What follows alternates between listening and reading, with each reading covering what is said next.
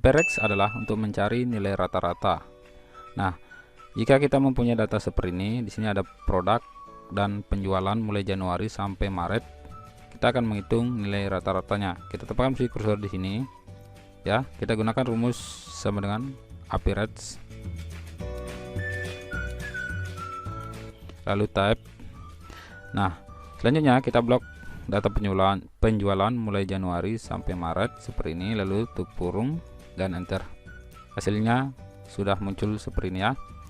Nah, selanjutnya jika kita ingin mencari data ke bawahnya, cukup kita tarik di bagian sudut bawah kanan, tarik seperti ini ya.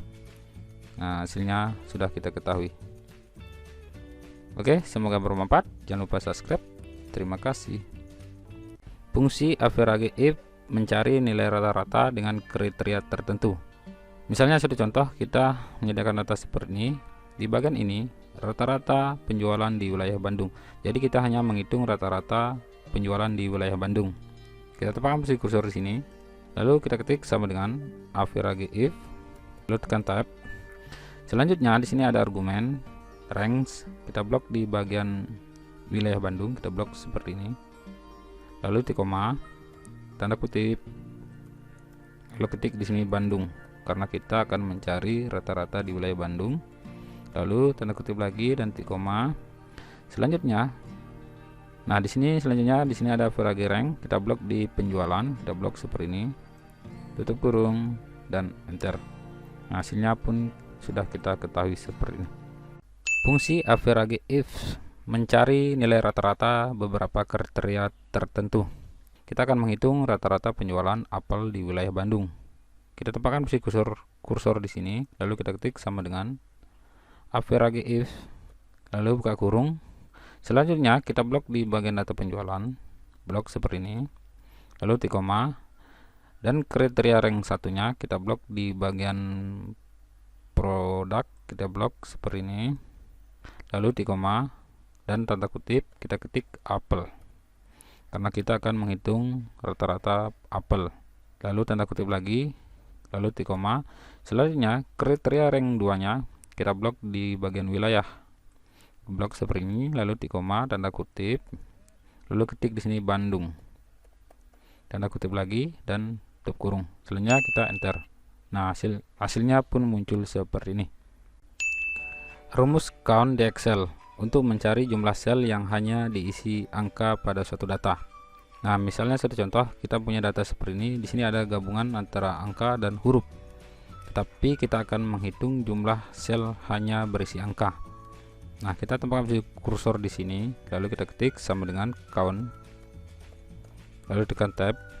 Selanjutnya kita blok keseluruhan data tabel ini. Karena kita akan menghitung angkanya saja. Lalu tutup kurung dan enter. Jadi hasilnya pun muncul seperti ini. Jadi sel yang berisi angkanya saja itu ada 8. Oke, semoga bermanfaat. Terima kasih. Rumus konta di Excel untuk mencari jumlah sel yang terisi data, baik itu angka ataupun huruf. Misalnya kita punya data seperti ini. Kita akan menghitung jumlah sel yang terisi data, baik itu angka dan huruf. Kita tempatkan posisi kursor di sini sama dengan kita ketik count, lalu tekan tab. Selanjutnya kita blok data tabel keseluruhan ini, lalu tutup kurung dan enter. Jadi sudah kita ketahui bahwa jumlah sel yang terisi itu 17. Jadi sel kosong ini kan tidak terhitung. Oke, semoga bermanfaat. Terima kasih. Fungsi rumus countif di Excel untuk mencari jumlah sel berdasarkan kriteria tertentu.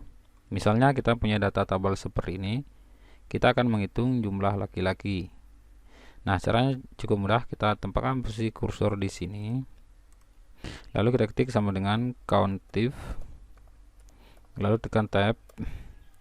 Selanjutnya ranknya kita blok di bagian jenis kelamin, blok, karena kita akan menghitung jumlah laki-lakinya saja. Lalu titik koma dan kita ketik di sini tanda kutip, kita ketik laki-laki seperti ini, lalu tanda kutip lagi, lalu tutup kurung dan enter. Nah, hasilnya pun sudah muncul seperti ini. Jadi jumlah laki-lakinya ada 2. Oke, semoga bermanfaat. Terima kasih.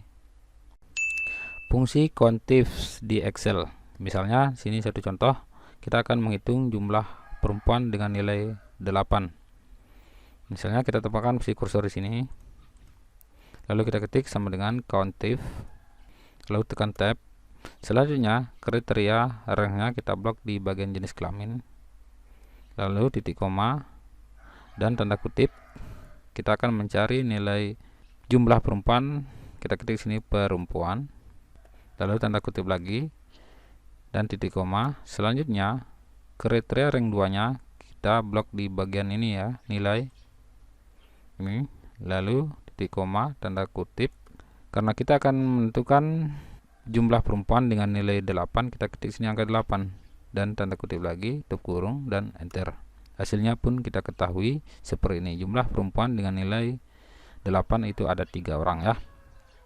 Rumus count blank di Excel untuk mencari jumlah sel yang kosong.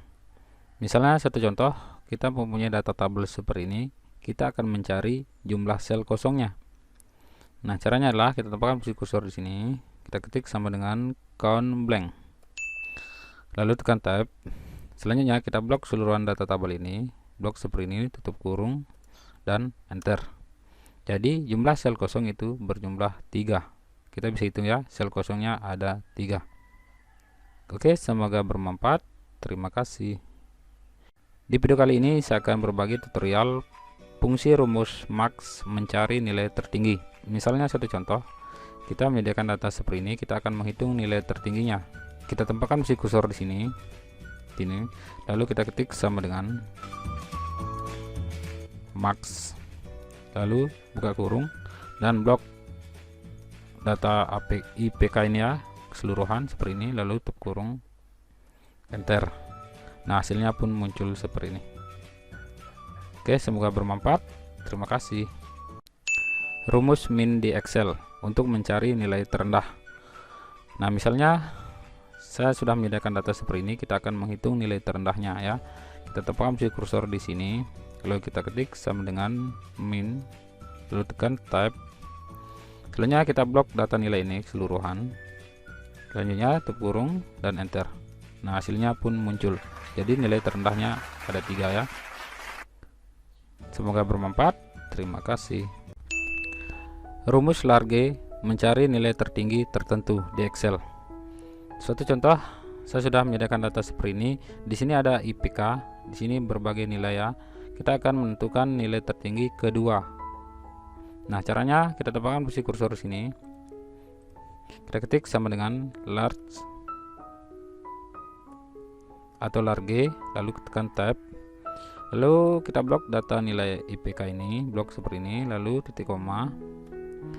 Karena kita akan mencari nilai tertinggi kedua, kita ketik di sini angka 2. Lalu tutup kurung dan enter. Nah, hasilnya pun muncul seperti ini. Oke, semoga bermanfaat. Terima kasih.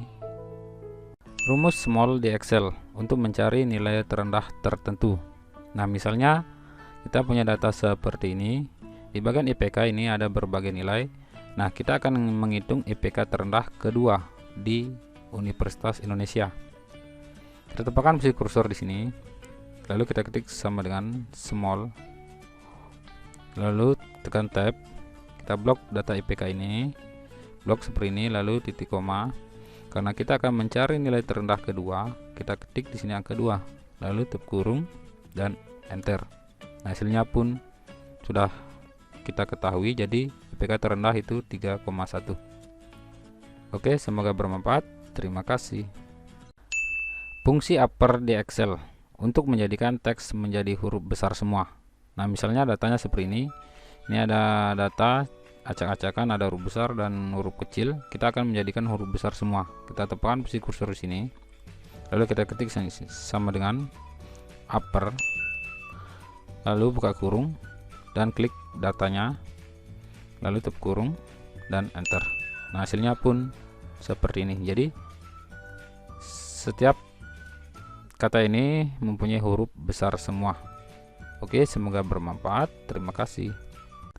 Fungsi rumus lower di Excel menjadikan teks menjadi huruf kecil semua. Nah, misalnya di sini punya data seperti ini. Sini ada campuran huruf besar dan huruf kecil, kita akan jadikan huruf kecil semua.